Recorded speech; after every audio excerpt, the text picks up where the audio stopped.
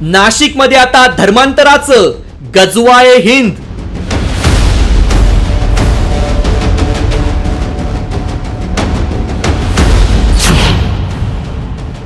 ब्लॅकमेलिंगचा लव bite pattern.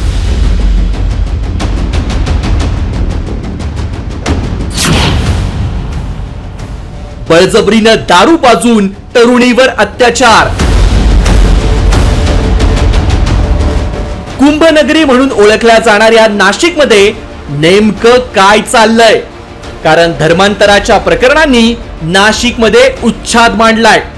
एकीकडे नामांकित IT कंपनीतील धर्मांतर प्रकरण ताजं असतानाच आता पंचवटी भागात एका तरुणीला गजवाये हिंदचे धडे देत धर्मांतरासाठी दबाव टाकल्याचा धक्कादायक प्रकार समोर आलाय. नाशिकमधील तरुणीला बळजबरीने दारू आणि सिगारेट पाजून संशयित आरोपी तंजीर इनामदारनं तिच्यावर अत्याचार केले. इतकंच नाही तर तिला धर्मांतरासाठी प्रवृत्त करत तिच्या धार्मिक भावना दुखावल्या. आरोपीनं तिच्या गळ्यातील तुळशी माळ आणि हातावर बांधलेला धागा बळजबरीनं तोडून टाकला. तसंच आरोपीनं तिला एका विशिष्ट धर्माच्या रिवाजाप्रमाणे गजवाये हिंदचं पालन करण्यास सांगून धर्मांतरासाठी प्रचंड दबाव टाकला.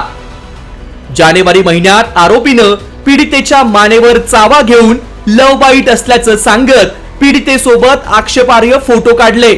हे फोटो सोशल मीडियावर व्हायरल करण्याची धमकी देऊनच आरोपीनं अत्याचार केल्याचं पीडितेनं सांगितलंय.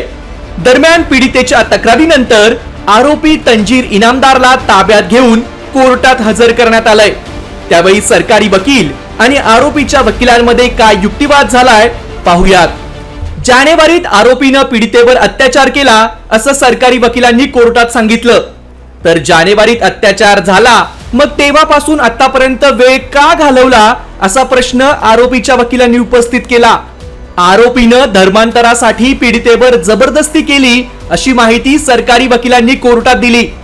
तर प्रेम प्रकरणाला घरच्यांनी विरोध केल्यामुळेच हा आरोप होतोय असं आरोपीच्या वकिलांचं म्हणणं होतं. आरोपीला पोलीस कोठडी देण्याची मागणी सरकारी वकिलांनी केली. तर पोलीस कोठडीची कोणतीही गरज नाही असं आरोपीच्या वकिलांचं म्हणणं होतं.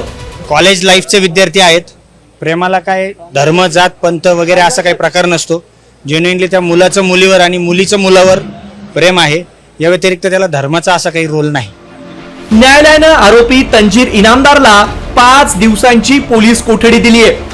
दुसरीकडे नाशिकच्या TCS कंपनीतील धर्मांतर आणि लैंगिक शोषणाचा तपास SIT कडे देण्यात आलाय.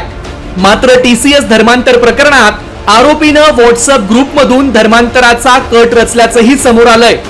यात आरोपींचा मोबाईल आणि लॅपटॉप जप्त करून क्लोनिंग नंतर चॅटिंग मध्ये संशयास्पद संवाद समोर आलेत, ज्यामुळे TCS प्रकरणातील डिजिटल पुरावे आता संपूर्ण प्रकरणाचं सत्य उलगडणार आहेत.